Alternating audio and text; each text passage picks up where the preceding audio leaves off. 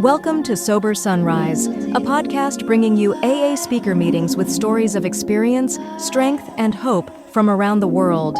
We bring you several new speakers weekly, so be sure to subscribe. We hope to always remain an ad-free podcast, so if you'd like to help us remain self-supporting, please visit our website at sober-sunrise.com. Whether you join us in the morning or at night, there's nothing better than a sober sunrise. We hope that you enjoy today's speaker. Anyone seen the air conditioner guy? Tell him I'm looking for him.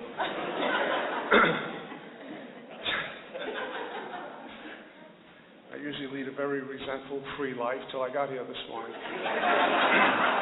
Packing my bag, saying I'm going to Toronto in September. I should bring a heavy coat. Because whenever Ernie invites me, there's 16 feet of snow outside. So, anyway, my name is Peter. I'm a recovered alcoholic. Glad to be alive and sober and part of a sacred place called Alcoholics Anonymous. And thank all of you for having me here, and Deborah and Jake for picking me up at the airport. I was looking for someone with a sign, drunks here, Peter M. And there were a lot of signs, but she found me, and she said, I was looking for Robert De Niro.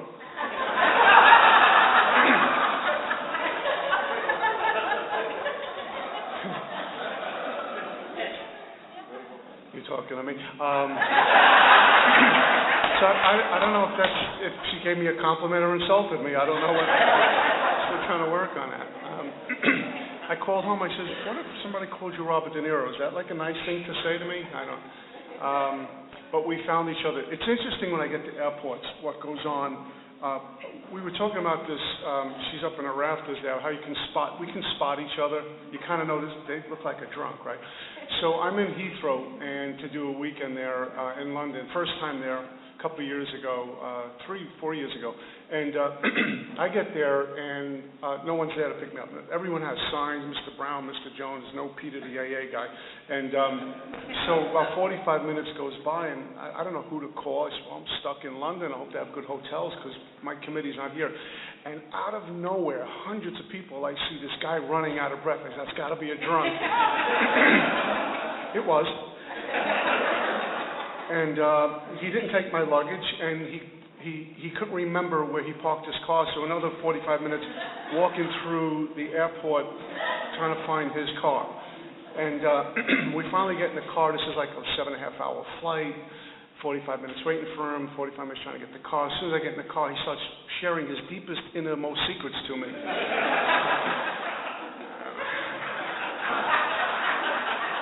All the places I could have gone to. Anyway, I am grateful to be here.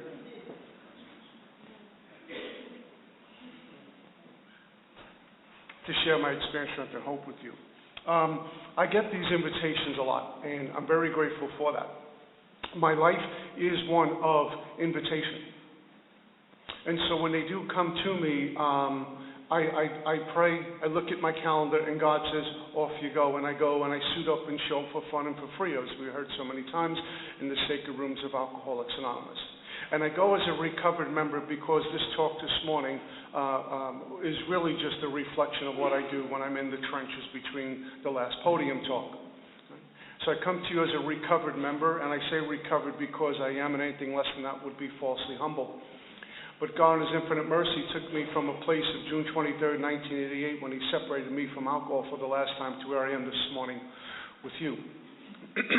And I've been given spiritual wings to go fly and take this message and shout it from the rooftops in my home, occupations, and affair, wherever God may lead me. And I get here and on a life of invitation. And the invitation is extended to me usually through a group conscience. And we commence shoulder to shoulder upon a common journey. And we get to share in this glorious message in this place called Alcoholics Anonymous, which is sacred. And if we haven't found out that the rooms of AA are sacred, I hope you stick around long enough to find out how sacred they are. Because me, like many of you, are supposed to be somewhere else on a hot Saturday morning. in jail, on a drunk, in a bar, dead. And yet we suit up and show up and come to our AA meetings, and we watch lives get reborn and resurrected in the sacred rooms of Alcoholics Anonymous. Right? Our book talks about recreating. It uses the word reborn, because that's exactly what happens to people like us when we show up and we walk through the archway of an AA meeting, the great equalizer, and people let hand us a big book, the 12 steps, and say, we have a way out for you. And so I'm grateful to be able to share a message like that.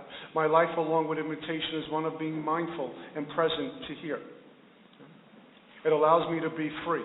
One of the great things, of the many great things I've been given in Alcoholics Anonymous through the 12 steps from a loving God, has been all the fellowship, all the service I get to do in one drunk work with another, all the group level service I get to do, because everything we get to do, and getting recovered through the big book Alcoholics Anonymous has taken me to one spot, and that is a place called stillness or silence. No longer operating with a mind-dominated life, which many of us operate on. No longer operating on the lines of human consciousness, but being moved and living along the lines of God consciousness.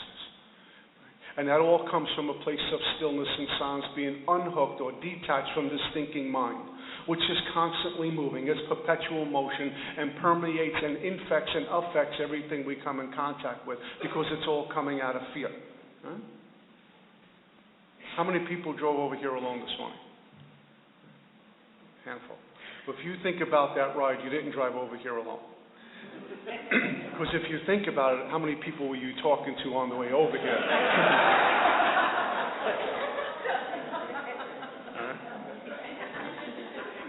Why are you going to that meeting for? The guys from the Northeast. I should go to another meeting. No, not. You better go there. Hurry spiritual. No, he isn't. I hate my job. I hate her, in fact, you know.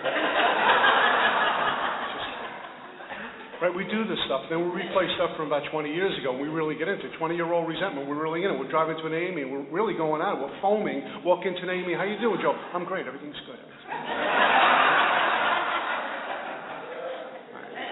And those same 45 people are in a parking lot waiting to go home with you, right? I told you not to go to that meeting.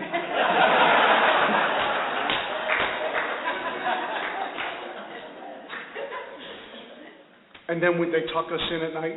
And you know how we wake up in the morning? How'd you sleep last night? I don't know. I tossed and turned because they were still talking to us. And as soon as you wake up in the morning, they're at it again. They follow you to work. And it's nonstop. Compulsive, obsessive thinking. Now that same thinking is the same thinking that takes me back to that which is killing me, which is a drink. But what thinking will do is go underground and resurface in other areas. They're called the untreated alcoholic sprees that we get in Alcoholics Anonymous. And we're living all over page 52, and the only way to remedy that is we go on a more thinking spree, another thinking spree.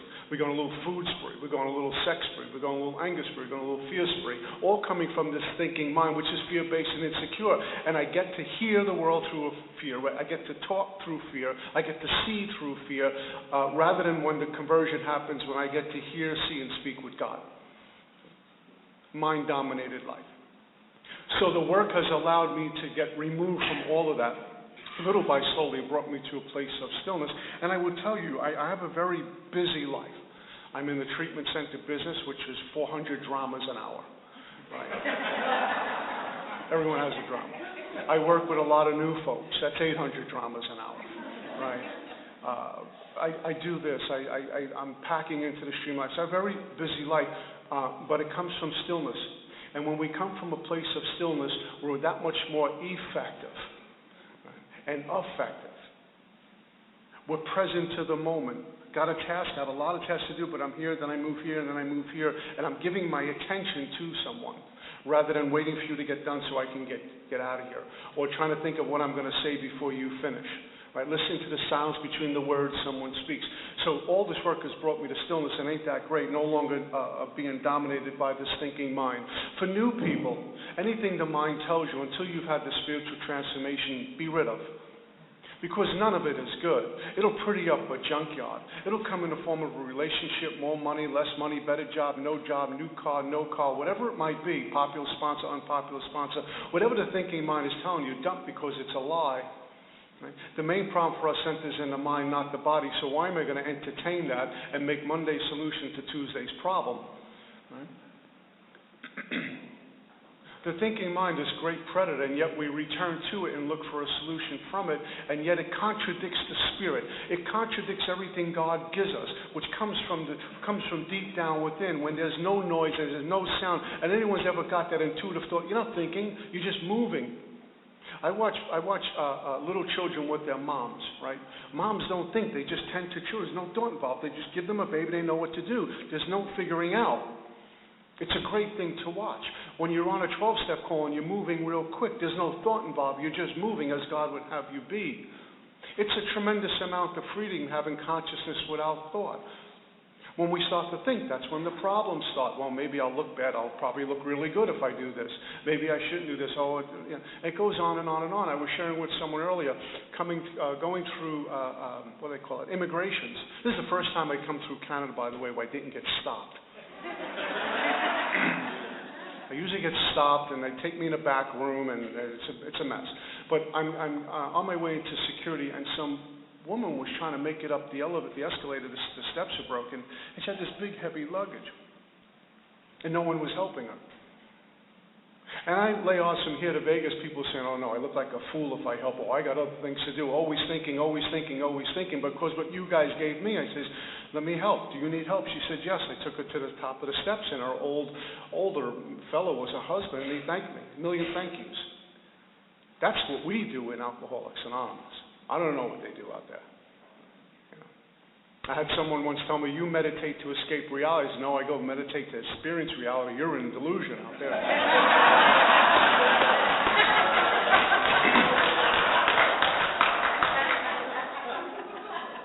Have you watched CNN lately? Let's drop bombs today. There's nothing else going on. Let's just drop some bombs and see what, It's bizarre, and yet we come into AA and we walk softly and carry a big book. Ain't that great?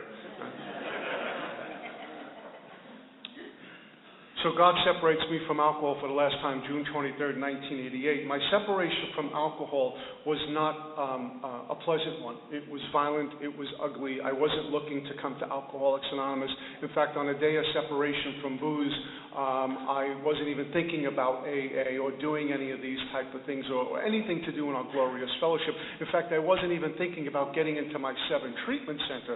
That was the last thing on my mind. In fact, it didn't even cross my mind. The only thing that entered me was this: I don't want to die.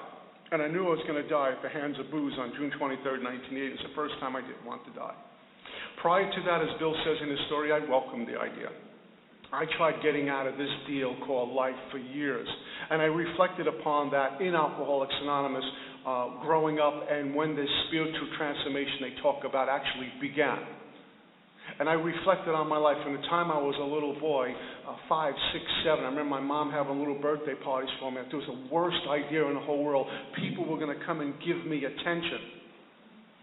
And I would literally hide under the table when they would sing happy birthday. I'd run out. I'd make out I got lost. I'd do just strange things just because I didn't want that attention. And I would hear other kids talking about moms and dads throwing them a party or going to day camp in the summertime, summer camp, and doing things like that. I played Little League Baseball, and that was enough. The idea of growing up and doing grown-up things or teenage things, it sounded pretty good. Getting a driver's license, dating, going on vacation, making money. This sounds good, but you guys don't understand. My name is Peter Marinelli. There's no way I'm going to be able to do this. I am going to screw this up royally, so let's get out now. When I was 14, I discovered booze, and I didn't care anymore.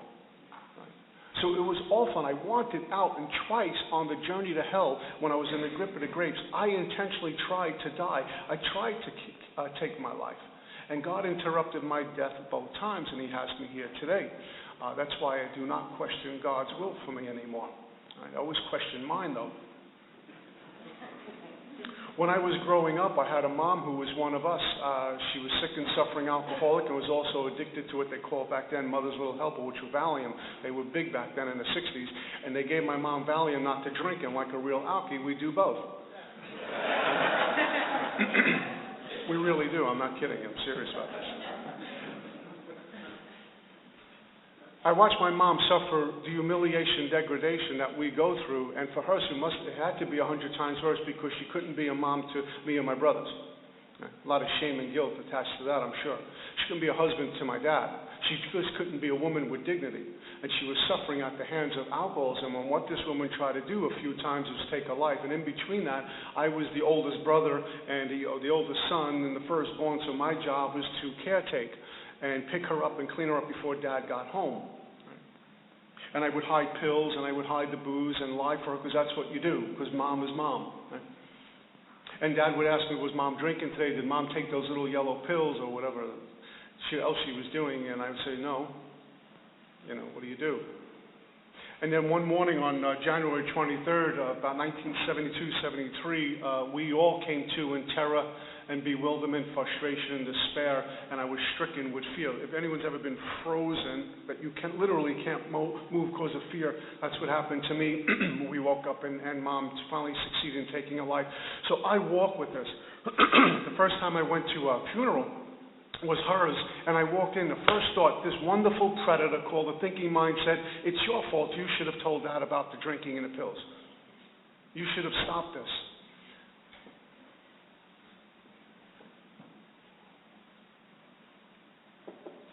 And I couldn't. So I walked with this awful feeling, and then one spring summer day, my friends are drinking Colt 45 beer, and I kept thinking, if I drink with them, all I wanted what they have to offer, something bad was going to happen to me, like me losing my voice. Some of you guys are happy, I know, don't worry. So I put my hand in and I took a few pops of this quart of Colt 45 beer, and it went down, and nothing happened, and I drank a little bit more, and I drank a little bit more, and then something happened as I continued to drink Colt 45 beer. And the first thing I noticed was I started to feel a little bit happier. I started to feel warm. I started to get a little swagger, and my shoulders got wider, I got taller and better looking. I had hair on my chest by the end of the night. I wanted to be Al Pacino by midnight. I was able to talk to the girls. Up until that point, that was not happening. I remember growing up with a little bit of a stutter. You know, I used to change my name from Peter to Nick. I used to think my parents should have done a better job. Peter, what's your name? Peter. You know, Nick. I felt tough. When I drank Colt 45 beer, I didn't care what, you call me anything. I was able to talk to the girls, roughhouse with the guys. I got taller, I had muscles, I felt good. The beer muscles we get, the false courage we get. The other thing was I was present to the moment. I wasn't thinking about that horrific pain of losing my mom. I wasn't afraid of this cunning, baffling, and powerful guy. I called him Dad. Right? I wasn't afraid about anything. I wasn't fearful. I was present to the moment. I liked the effect produced by alcohol. Alcohol was not a problem. Alcohol was a solution to my bedevilments. It was a panacea for what was killing me. Alcohol worked. I graduated from beer to liquor, but it still worked. It was not a problem. I didn't know, as Bill says in his story, it was going to turn in its flight like a boomerang and cut me to ribbons. Who knew about this stuff? Didn't know about obsession of the mind. This foreign language. I never heard of these words before. Phenomenon called craving. I don't know what that means. Abnormal reaction. I don't know what that means. And God knows what a spiritual malady is. I learned that in Alcoholics Anonymous. I just felt like I landed from another planet. You got it wrong, and I'm right. Somebody please listen to me. Fear-based and insecure. If I was hanging out with you and says, Peter, you're a good guy, I'd go home with you. I'd follow you all over. Just somebody thinks I'm not that bad, because deep within, no matter what you told me, deep within, I walked around with shame and guilt, just for breathing. And the only thing that's going to remedy that back then, for a while, was booze. I remember reading something in a magazine, one of these magazines about what we suffer from. And they were talking how the alcoholic and the heroin, the opiate person, has some similar brain things chemistry that goes on. And only the power of alcohol would shut down this deep inner rage that we walk with. Only the power of an opiate or alcohol would shut down this deep inner rage that we walk with, and I identified it. Fear-based and insecure, and I wanted to scream at everyone. Right? But I wasn't worthy enough to scream, so keep my mouth shut and keep moving. Alcohol removed all that. I love the effect produced by alcohol. The first night I got loaded, by the way, I didn't break out into a street fight. I didn't wind up in a prison. I didn't have, violence with anyone. I didn't have an argument with the wife or the girlfriend. I didn't black out. I loved the effect produced by alcohol. It was great.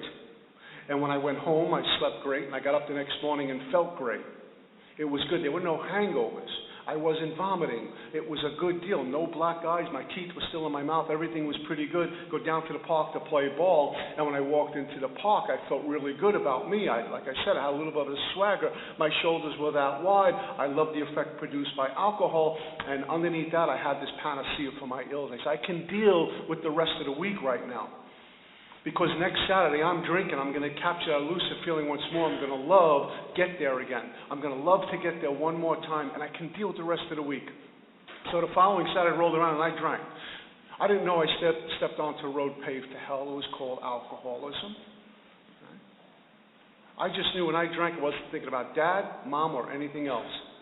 It made me feel good. What I've learned in AA on this side of the archway, if it feels good, doesn't mean it's good, and if it feels bad, it doesn't mean it's bad. A lot of things that made me feel good were short-lived and almost killed me. I don't even worship my emotions anymore, because some of us could do that in Alcoholics Anonymous. We start to worship our emotions. I got to feel good, got to feel good. You're affecting my serenity. I have to feel good.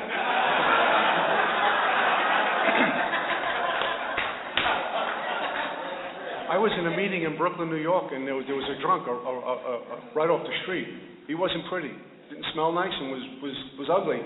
And a woman got up. She says, "He's affecting my serenity. I'm going to another meeting." What? I'm sorry. This is AA. Right? Go drink more tea, and when you're ready, come back. Right? So I don't worship my emotions, because they always get us in trouble, because those are always going up and down. And guess what? If you're living on page 52 and seeking recovery rather than getting recovered, you'll be worshiping your emotions every single day, and it's never right. We're always reaching out there to feel good inside, always looking for an external condition to be the remedy for the internal condition called alcoholism. We worship our emotions. We worship people, places, and things. They're going to do for me. They're going to give me a sense of okayness and togetherness inside, and we live a world of impermanence, and everything's changing. Rather than getting right with God, and it's always still, it's always right no matter what's going on, we walk through a storm hill, head up high, shoulders squared, and recover. Right? That's why I don't seek to be a recovering drunk anymore. Don't want to live like that. I start drinking on Saturdays, and it started to become Friday and Saturday, and then Friday, Saturday, and Sunday. I start to drink Thursday, Friday, Saturday, and when? Well, let's just drink. And I was drinking all the time, and as Bill says in his story, my drinking assumed more serious proportions. And there were many unhappy scenes in our home. We moved from Brooklyn, New York to a place called Staten Island, New York, and that's when the trap door, I found out how to trap door. Because I would come to in the morning, Bill says, when the terror and madness were upon him. Now I'm a young kid, just out of the starting gate with this drinking thing, drinking just a few years, and I'm starting to experience some consequences of my drinking, and so is my family. See, very often we'll hear, in some of our contemporary AA meetings, just don't drink and go to meetings. My amends is that I'm not drinking. I just have to put the plug in a jug and I'm a winner. I made a meeting and I'm a winner. No, you're not. Maybe not. Let's knock on the door and let's go ask mommy and daddy and wifey poo and the husband if just not drinking is enough. Let's go ask your employers, your former employees, if just not drinking is enough. We rip through the lives of others like tornadoes and leave damage and debris. So alcoholism was starting to twist me up pretty good. And guess what? My family was along for the ride, and they didn't even ask for it. I'm in the treatment center business, and I get these men come in, and the wife or mom and dad call me like they've been run over. They are so twisted up, these poor souls, and they don't know what to do. They think they can cure it. They think they cause it. They think they can control it. And I send them to another wonderful fellowship. And if any of you guys here this morning, I thank you for Al-Anon and all the great work you guys do in there. But I see what goes on with the families of alcoholics. It's awful. Just don't drink, go to meetings does not pay the bill. And we are AA so much more than that. If it was just don't drink, go to meetings, the big book would have one page. Don't drink, go to meetings. See ya.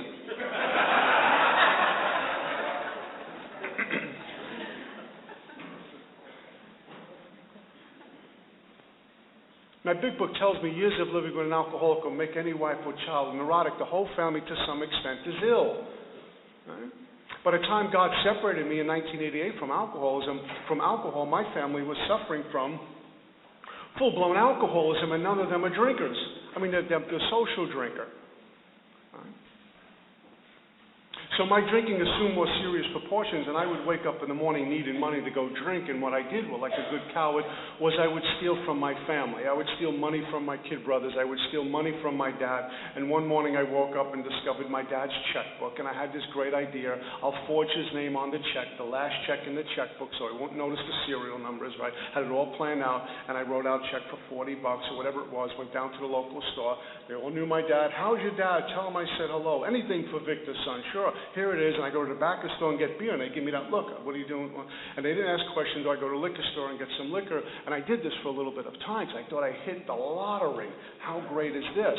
But I was like a rebel without a clue, because I didn't know anything about checking statements. See, that stuff. So my dad is a guy who makes Tony Soprano look like Tinkerbell, and when he came looking for me and the word was out, your dad's looking for you, I was looking for a boat to China. I was out. And so I didn't come home, and I was sitting in downtown Manhattan with she was his girlfriend. I got drunk with her. She was my girlfriend. And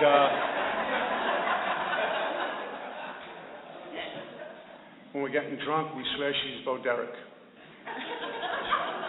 Beautiful, Bo Derek. I met the girl in my dreams. We wake up next to Bo Diddley. You want to hang out?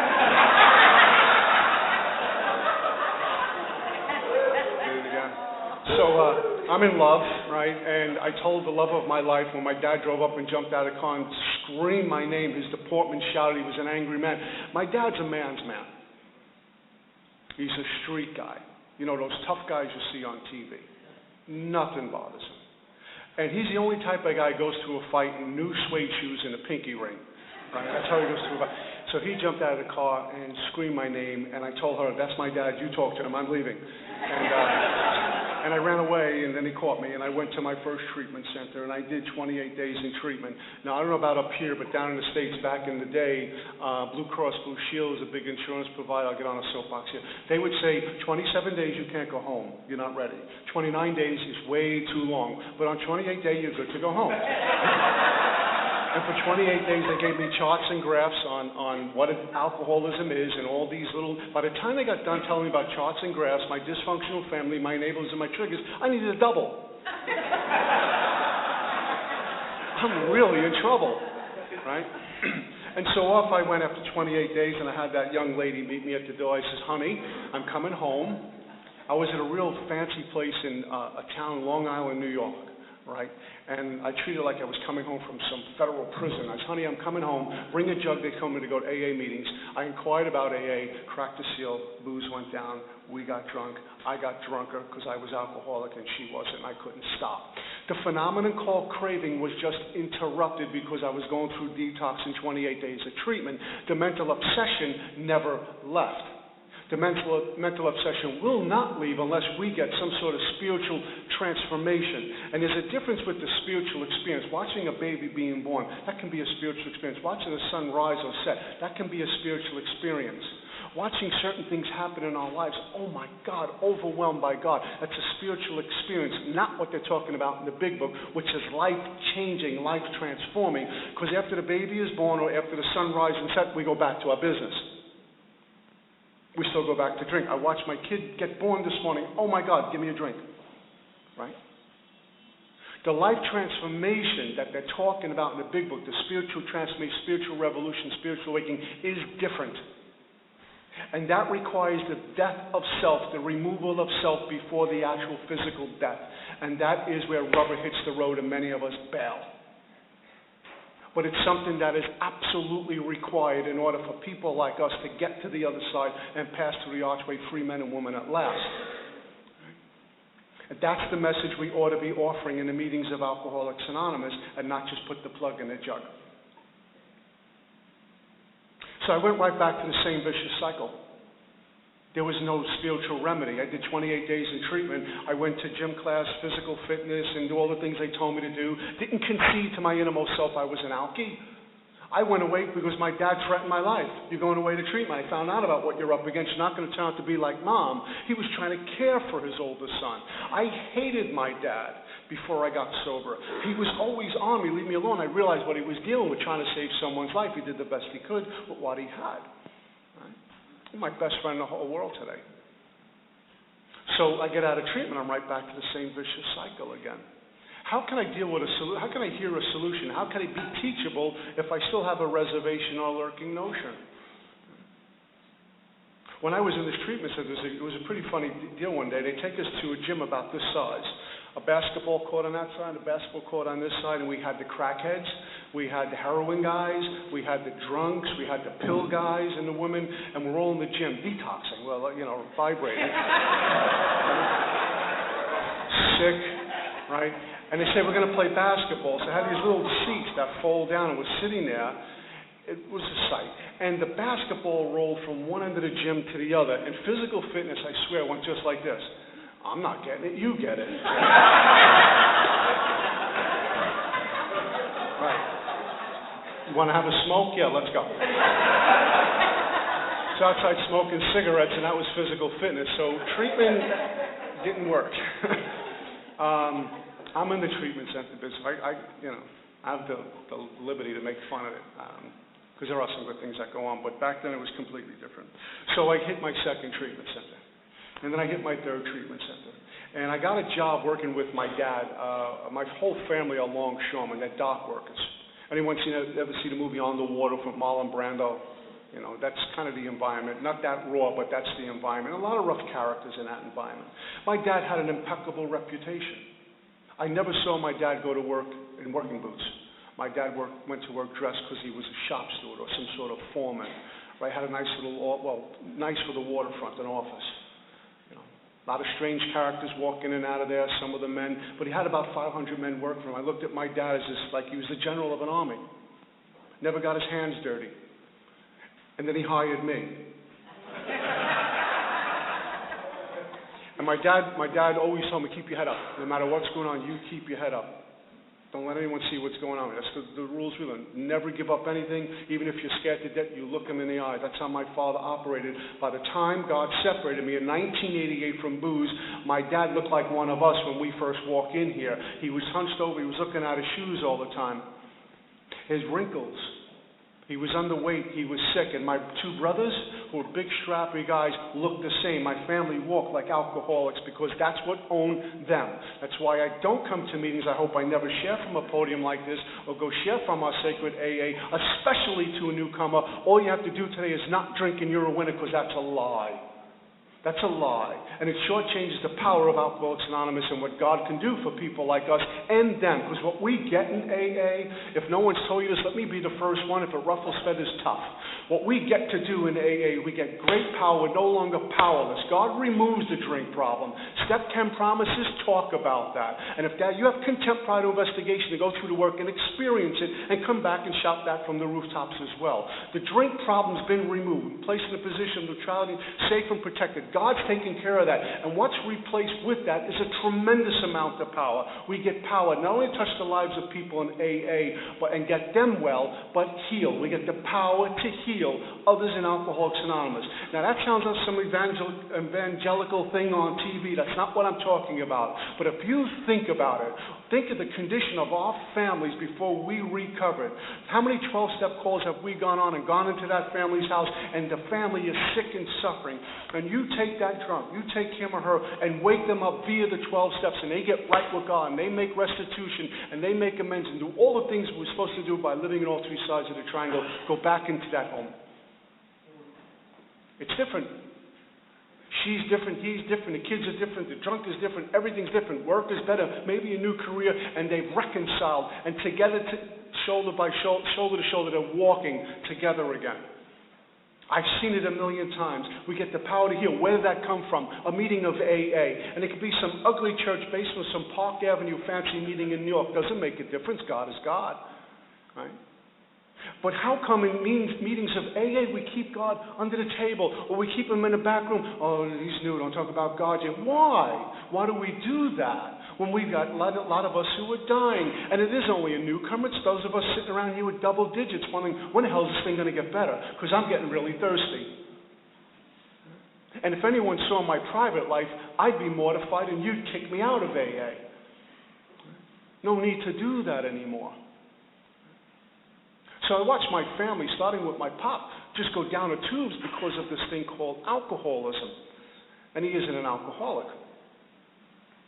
Right around my 5th treatment center, my dad was really at his wit's end. They thought a lunacy commission should be appointed for me. I went from, dating the nice girls to dating someone as sick as me or worse, the running partners. And the quality of my friendships deteriorated, and then there were no friendships, and my family was wondering, what are we going to do with this guy? I come from an Italian-American family. I'm the firstborn. Great expectations here. It was either Pope or President. I made it to AA. We're at a Thanksgiving gathering one time. My youngest brother is an actor. And my middle brother is a big partner in some fancy European bank. Always a white-collar kid, straight kid. And we're at this thing, and my grandmother has all her friends over for Thanksgiving celebration. And she says, this is my youngest grandson. He's a movie star. This is my other grandson. He owns a bank. And this is my firstborn grandson. He talks to drug addicts.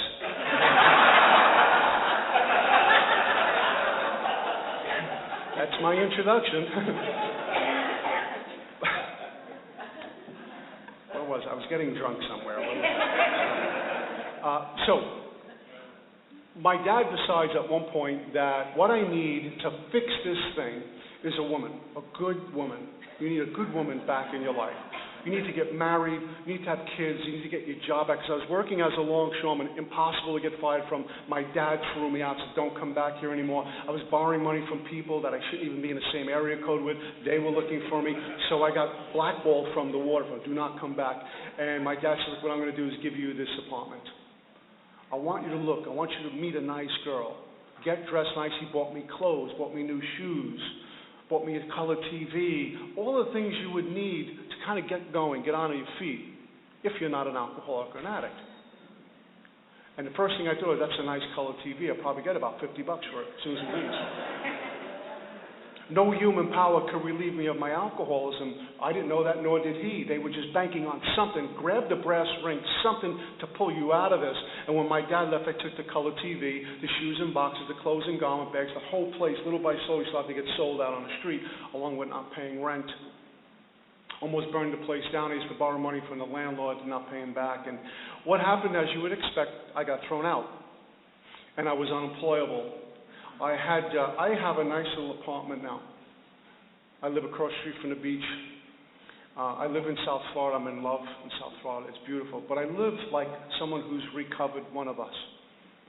Back then I had a bed, a mattress that was soiled and bloodstained. And there was no comforter. There were no sheets. There was an old pillow. When I slept, I would basically just, you pass out. And then you come to. I would get little cat naps. And there were Mr. Boston Blackberry brandy bottles now all over, and some Jack Daniels bottles. And there were some other things I got addicted to floating around. And I wasn't bathing, and laundry was all over. It looked like a hellhole. All kind of strange characters screaming my name in the middle of the night, see if I was home. And I got thrown out of this place, and I lived on the street for a short time, panhandled. And really, by God's grace, I got into my 6th treatment center, and I signed myself out after a day and a half. I had people pleading with these counselors, don't leave, you're going to die, you're going to drink and die. But the obsession to drink alcohol, as you know, pulled me through a crack in a wall. And they would talk to me about God's grace, God's grace, God's grace. I would hear God's grace in AA too, I still do, which is a great thing. It's like feeding our children, not expecting the kid to say thank you. My children are hungry, I feed them, I'll give them my own food. I will go hungry for my children. God's grace. Just for being one of his children, it's this gift we get. But there is a difference between God's grace and spiritual fitness, and sometimes in our meetings we forget that. There's some work. Vision for use is patience, willingness, and labor. Labor, last I checked, I had to get my hands in the mud, get a little dirty, and God will do the growing. So So I signed myself out of my 6th treatment center, and I'm homeless. And trapdoors have trapdoors, and I don't know where I was going, but I had to get out of treatment. I was notorious for bad detoxes. I couldn't even fathom the idea that I'm going to go through this detox again, and I'm going to be sick again, and I'm, rocking and rolling, and the insanity is coming back. You need another drink, and all the remorse and guilt is screaming at me. You know what we do when like that? I need a drink just to breathe right now. And they're telling me about, it'll get better to hang in there, and you need to go to AA. I need now. Now I need relief right now. And the only thing I know is going to give me instant relief and put me there is a Mr. Boston Blackberry Brandy. Because I romance it. When it goes down, it's going to hit my gut, and I can breathe. Okay, what do we got? Dysfunctional family, that's the topic I'll start. Not happening. So I signed myself out.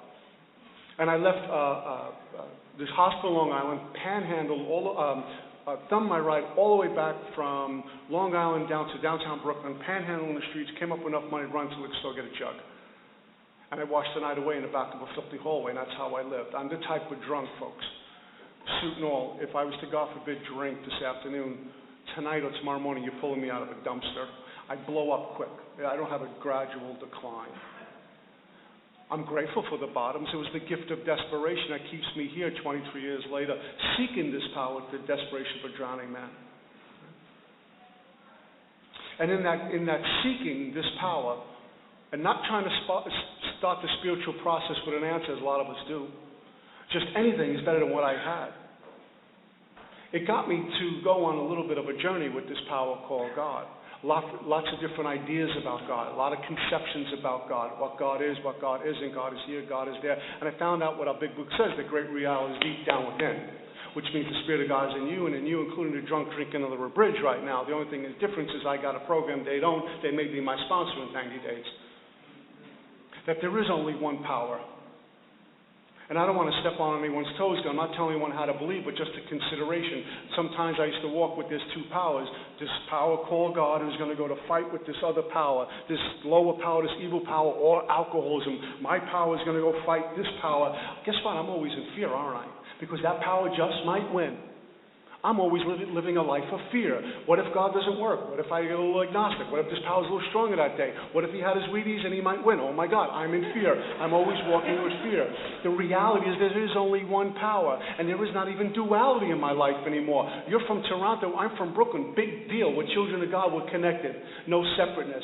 The same thing we are, we're connected with God. No separateness. Is there a God in the heavens? I'll find out when he calls me home. But for now, I know the great reality is right here, and that's where my work is. As a messenger of God, I've come to serve, not to be served, and I can't let differences get in the way.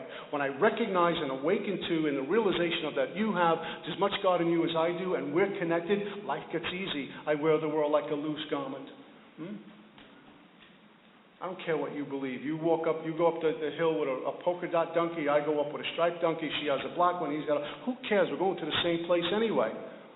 Let's not be warring theologians in Alcoholics Anonymous. You don't read the big book. I do. Maybe I can help you. Maybe you can help me. I will challenge you. You'll challenge me. But let's not go to war over it.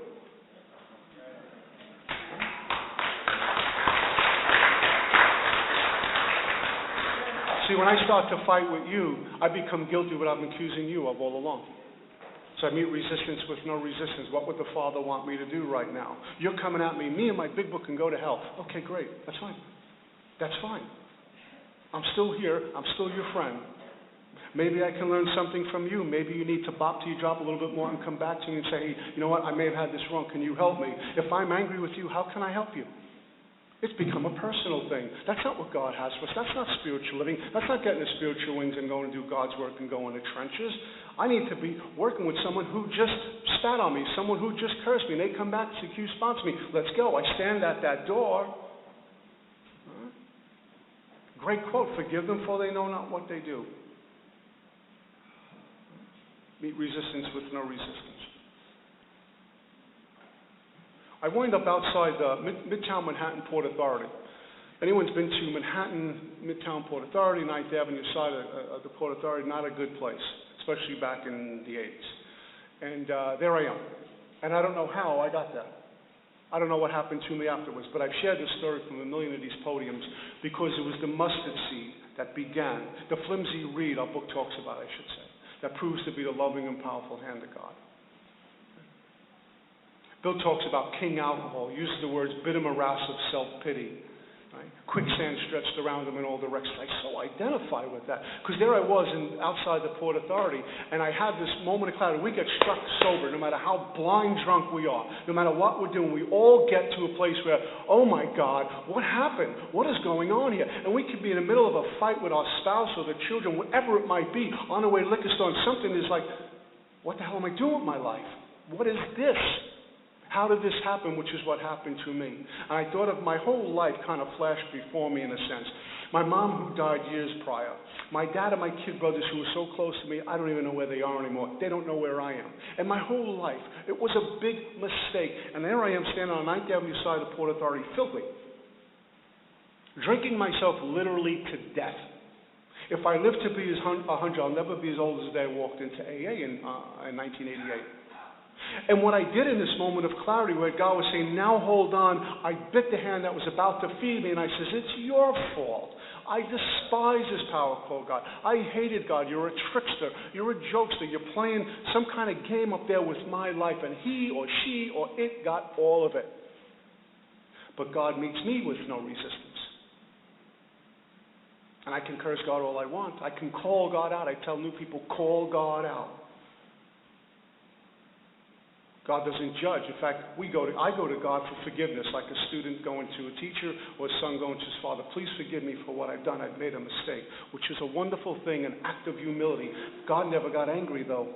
God doesn't have to waste time forgiving. If it makes you feel better, you're forgiven. Go ahead, go. All right. All love, no opposite. My Heavenly Father never gets angry, but always wanting to assist, always wanting to push, and sometimes grab us by the throat and say, no, you got to go here. But all love and no opposite.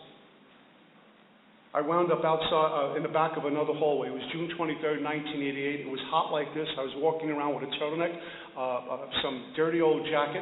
I had a jug of Mr. Boston, and I had blood-stained soiled pants on and construction boots with holes in them. I looked like someone who was living in a hallway on a Bowery, one of these missions. It was really in sad shape, and I couldn't do it. It was done. And the same power that I had cursed just a short while before that, I don't know if it was a week, 2 weeks, I have no recollection of that time. But that same power I cursed, I begged, June 23rd, 1988, if you're out there, I called them out. Take me from this. I don't want to die.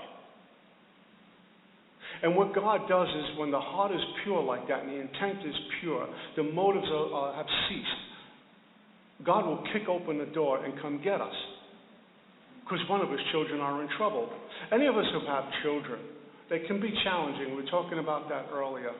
But if any of us have children or nieces or nephews, no matter how angry you are at them, and you hear them say, please come help me, we're there. We'll settle it later. We're there.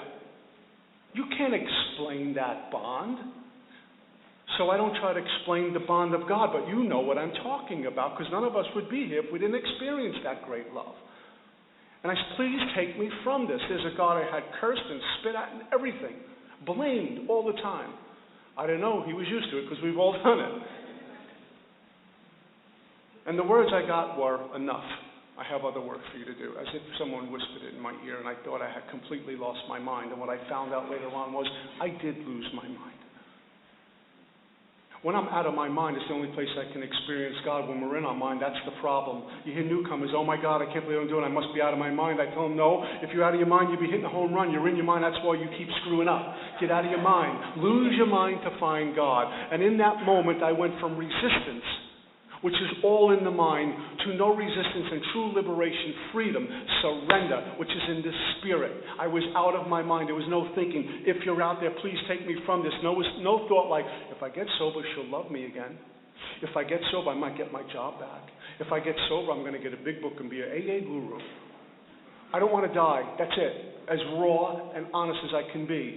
And God connected the dots. He will connect the dots for us when we don't have the power to know how to do so. There's the infinite power and mercy and love of a God that we find in Alcoholics Anonymous with no conditions. We put conditions on love. Honey, I love you unconditionally on the condition you meet all my conditions. If not, I'm calling my lawyer. Right? No conditions on this deal with God. God's got our back. There is no gravity in God's world. Even when what appear to be opportunities get removed, they're actually directions on which way I'm supposed to go. Oh, this opportunity is removed. No, it wasn't. God saying, go here.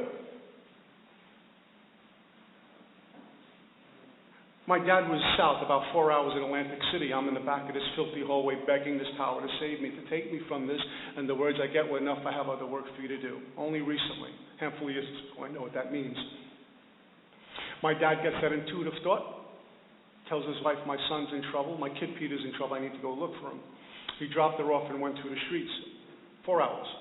From Atlantic City, New Jersey, up to Brooklyn, driving through the streets as God would have it. He finds me. Gets out of the car, but he didn't scream my name like he did when I stole from him. He called my name, and I forget it.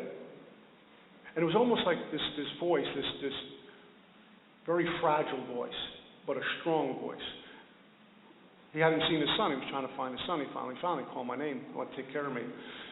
And he walked across the street. My dad has a way, his whole deportment can be intimidating, but he wasn't intimidating that day. He had a gentle spirit with him, but not gentle to the point where I would run circles around it. God had my dad meet me where I am. God works through people. It could be a policeman, an employer, a son, a daughter, whoever it might be, but God uses certain people to say, go meet them. Go meet him, go meet her, and will give us the right deportment, the right words, everything to meet that drunk the way we meet them when they come in here. We know the drunk is full of shame and guilt and remorse and all of that. And we don't use that as a weapon. Well, I got 10 years. No, we get right down there with them. Welcome. What do we always say? Welcome. This is Mary, this is John, this is Frank, this is... Sit with us. Welcome. No matter what they look like, what they smell like, welcome, because we all have been there. God gives us at least that much in here without even the steps to say, welcome. We know where you are. We get where they are. This is the great thing about sacred AA. And God will give that to other people, whether they may bark a little bit or be gentle. It's to get us where we are. And my dad walked across the street, called my name. And I said, Dad, I'm okay. Everything's good. And then I collapsed. And my dad held me up. And this, I always like to share this story because if it feels good doesn't mean it's good. If it feels bad doesn't mean it's bad. I'm always interpreting the world through this mind. And here we are, the two of us, standing in the worst moment of our life. My dad's oldest son is disintegrating in front of him. Doesn't even know if I'm going to live. Doesn't even know if another treatment center is going to work. This thing AA he went to failed. I'm about 130 pounds. Right? I hadn't bathed it, I don't know how long. My dad's holding me up, patting me on the back saying, I'm not going to lose my son to this. I'm not going to lose my son to this. Make this mantra. In the worst moment of our lives, our roots were grasping new soil already. The spiritual awakening was beginning. Because God gave me in the back of that hallway, June 23rd, 1988, mustard seed of willingness. And on that we can move a mountain. And connected the dots quickly. No time to hang around. Let's connect the dots. Get Dad, bring him to a hospital. Let's go, and AA will take over. Connect the dots. And I knew I was very mindful that my dad is holding me. It took this for this to happen. I felt like a 10-year-old kid protected by his dad. I'm 28 years old. I guess 27, 28, getting sober.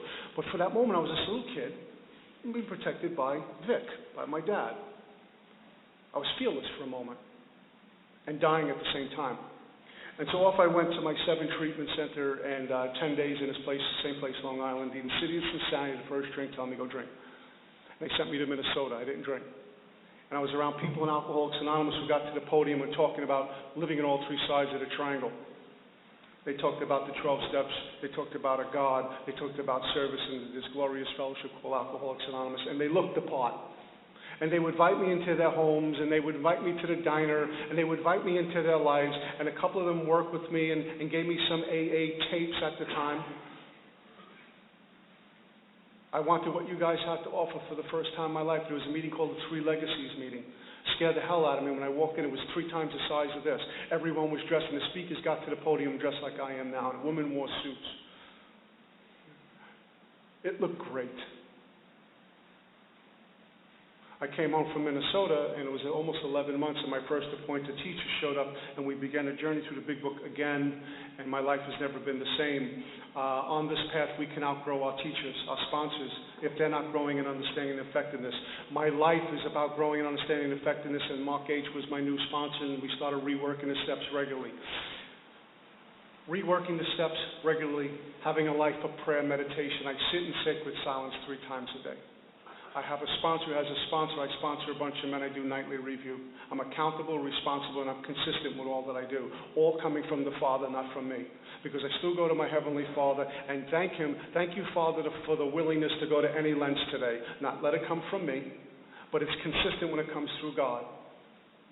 23 years later, I'm still doing that. Thank the good Lord for that.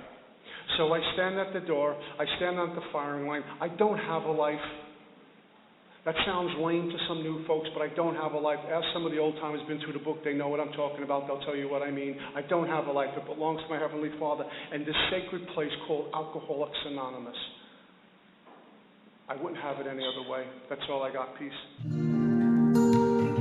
Thank you for listening to Sober Sunrise. If you enjoyed today's episode, please give it a thumbs up as it will help share the message. Until next time, have a great day.